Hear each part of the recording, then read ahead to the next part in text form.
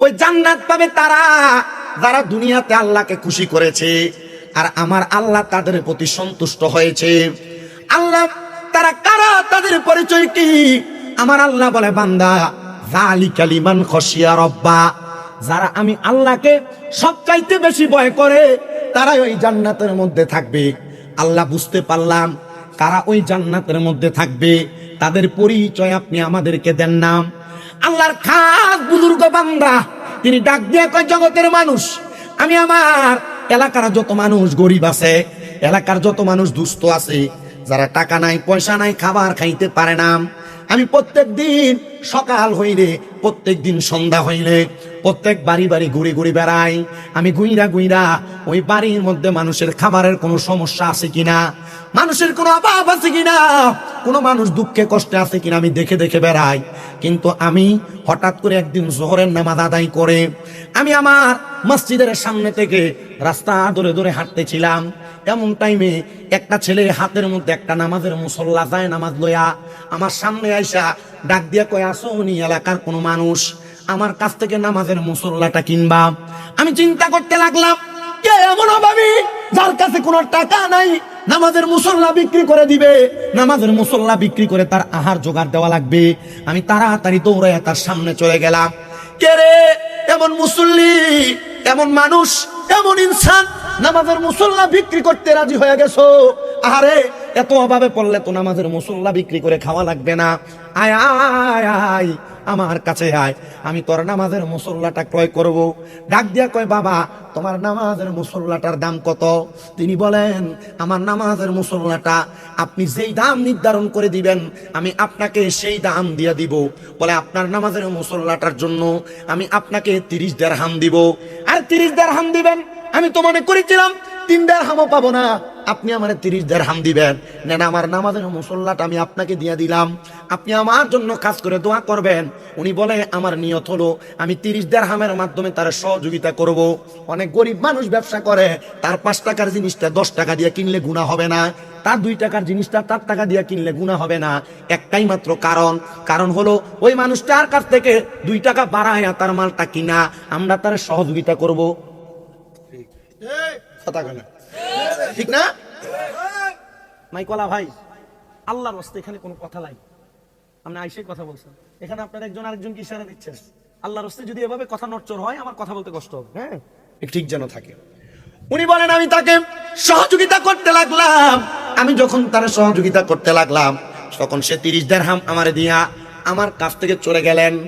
এবার উনি বলেন, আমি যাই নামাজটা আমার কাঁধে নিয়ে আমি তালাশ করতে লাগলাম, এটা কে রে, কার অবস্থা এমন যার পরিবারের মধ্যে কোনো টাকা পয়সা নাই। পেছন থেকে একজন ডাক দিয়া কয়, হুজুর তার কাছ থেকে যে আপনি জানাজার নামাজটা কিনে নিলেন সে তো দুনিয়ার কোনো সাধারণ মানুষ না, তার পরিচয় হলো সে একজন নেশাখোর, সে মদ পান করে, তার ঘরের এমন কোনো মাল সামান নাই সে ঘরে রাখছে। মনে হয় হুজুর শেষ একটা সামান ছিল, এই সামানটা সে বিক্রি করে নেশা করার জন্য টাকা নিয়ে গেছে। এলাকা বহু নেশাখোর আছে, যার কারণে এলাকার কলডি থায় না চুরি করে লয়ে থাকা আছে না, আছে না, আছে না?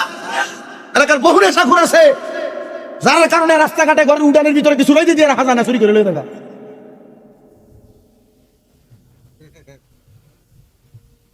কিন্তু আসেনি, হ্যাঁ মুরব্বী আছে, ওয়াজও কমন।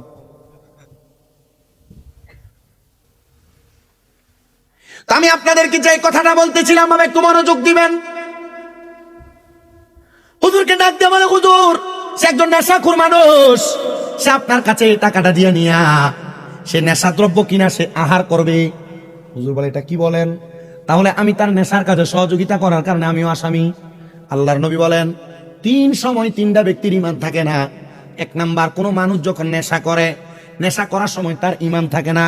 2 নাম্বার, কোন চোর যখন চুরি করে, চুরি করার সময় তার ঈমান থাকে না। 3 নাম্বার, কোন জিনাখোর যখন জিনা করে, জিনা করার সময় তার ঈমান থাকে না। যতক্ষণ পর্যন্ত এই 3 প্রকারের ব্যক্তি কালেমা না পড়ে ততক্ষণ পর্যন্ত তার ঈমান ফিরে আসে না। এ মুসলমান, এ নবীর উম্মত, একটু অন্তরের কানটা লাগে শুনো। উনি বলেন, কোন এমন ঘর? আমি তালাশ করতে করতে পুরো এলাকার ঘরের দরজায় গেলাম, কেউ আমার তার কথার জবাব দেয় না। হঠাৎ সর্বশেষ আমি একটা ঘরের দরজার সামনে গেলাম, যে সালাম দিলাম, আসসালামু আলাইকুম ওয়া রাহমাতুল্লাহ। আমার সালামের জবাব দিলেন একজন মহিলা। আমি প্রশ্ন করলাম, মা এই ঘরের মধ্যে কি ওই ব্যক্তিটা বসবাস করে যে তার ঘরের মাল সামান বিক্রি করে নেশা করে? মাটা চোখের পানিটা ফালা কান্দে আর ডাক দিয়া কয়, এ হুজুর, আপনি আমার মনের কষ্টটা বুঝছেন। আপনি কে গো আমার ঘরের দরজায় চলে আসলেন? আমার ঘরের দরজার মধ্যে আসার কারণে আমি আপনার কাছে আমার মনের কষ্টটা বলতে পারবো। হুজুর, আমার সন্তান আমার ঘরের একটা মালও বাদ রাখে নাই, সবগুলা মাল বিক্রি করে করে আমার সন্তান নেশা করে ফেলছে। আমার স্বামী আমাকে বিবাহ করার সময় আমার কাবিন হিসেবে, আমার দেনমোহর হিসেবে আমার স্বামী আমার 3টা উপহার দিছে। কয়টা? আমার 3টা উপহার দিতে। 1 নাম্বার, আমার স্বামী তার নিজেকে আমি স্ত্রীর কাছে উপহার হিসেবে দিয়েছে। 2 নাম্বার উপহার হিসেবে আমার স্বামী আল্লাহ তাআলার একটা কোরআন শরীফ আমার হাদিয়া দিছে। 3 নাম্বার উপহার হিসেবে আমার স্বামী আমার একটা নামাজের মুসল্লা উপহার দিছে। আর বর্তমান সমাজে অনেক মানুষ আছে যারা দুনিয়ার জমিনের মধ্যে সন্তানের বিবাহ করাইতে যাবে অথবা মাইয়া বিয়া দিবে, বিবাহের মোহরানা 10 লাখ না হইলে, 5 লাখ না হইলে পোলা মাইয়া বিয়া করাইতে চায় না। কথা কোন এমন আছে না নাই? এই সন্তানের মা বাবারা, আপনাদের সবার কাছে আমি আবদার করি, আপনারা যারা উচ্চ মোহরানা নির্ধারণ করেন, এটার কারণে বিবাহ কঠিন করে ফেলতেছেন। উচ্চ মোহরানার কারণে বহু পরিবারের মধ্যে মারামারি হয়, বহু পরিবারের মধ্যে ঝগড়া হয়। আবার অনেক সন্তানের বাবারা বেশি টাকা যৌতুকের আশায় তার ছেলের বউয়ের সাথে অত্যাচার অনাচার করে করে বেড়ায়। শুধু তাই না রে মুসলমানেরা, অনেক বাবারা তাদের সন্তান প্রাপ্তবয়স্ক হওয়ার পরেও ওই সন্তানকে বিবাহ দিতে চায় না। কারণ কি? সন্তানের বাবা চিন্তা করে, আমার সন্তান এখন ইনকাম করে না, আমার সন্তান এখনো কামাই রুজি করে না, আমার সন্তানকে আমি কেন বিবাহ দিব? সন্তান নিজের পায়ে দাঁড়ানোর পরে তারপর আমি আমার সন্তানকে বিবাহ দিব।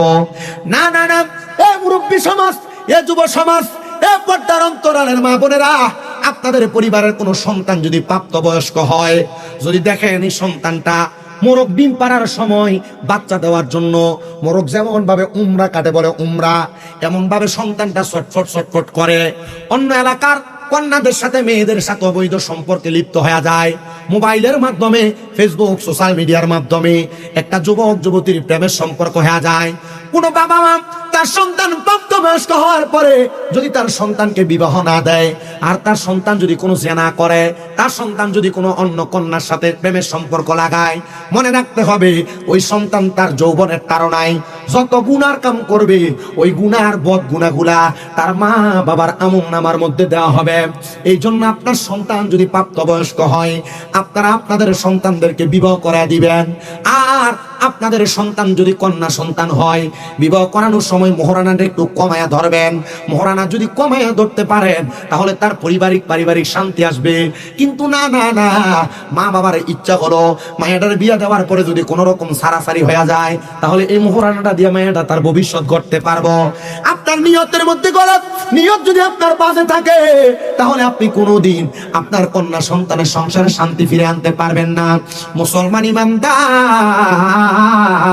আমি আপনাদেরকে যে ওয়াজের মধ্যে রাখছিলাম, ওই ওয়াজটা হলো জিনা যে করে, নেশা যে করে, চুরি যে করে, এই 3 প্রকারের মানুষের ঈমান থাকে না যতক্ষণ না তারা ঈমান আনয়ন করে।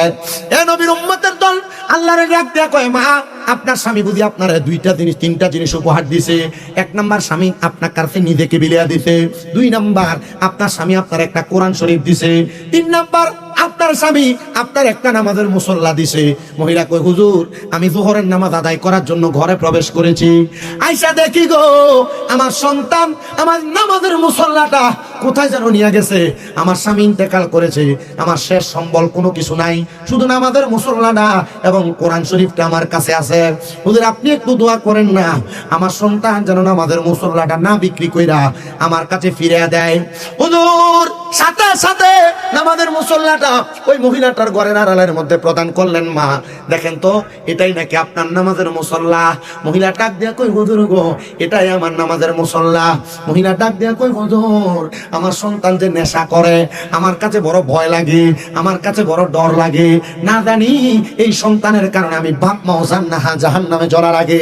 মনে রাখতে হবে, এ 5 কিত্তা কামালকান্দি, মুরাদনগর, আশেপাশে এলাকা থানার ভাই বাবারা, আপনারা এমন একটা সন্তান দুনিয়াতে জন্ম দিয়া এমন ভাবে তৈরি করে যাবেন যেন আপনার সন্তানের কারণে আপনি কবরের মধ্যে শান্তিতে থাকেন।